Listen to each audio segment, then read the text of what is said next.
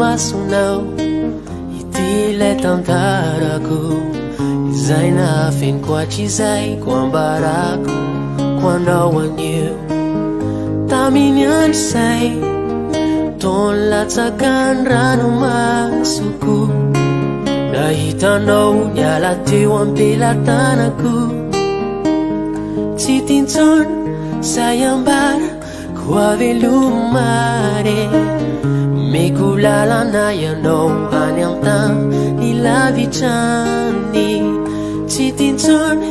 say ambara ko avelomare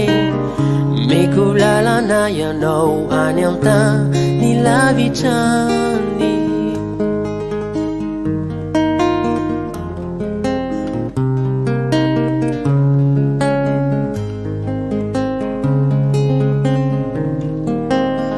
nisensy nisy afarany nandriky say fotoana izay nireko fanantenany ahitako anao indray androany na tsy aro irery ay da to anaty tevitra mangina tsy mare ny feonao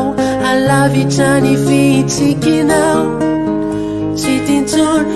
say ambara ko avelomare meko lalana ianao any am'tany lavitrany afarina faniriko anao na de lavitray ny tontolo misy anao zay lefitria fako anao afarina faniriko anao na de lavitray ny tontolo misy anao zay lefitria fako anao tsy tintsony say ambara ko avelomare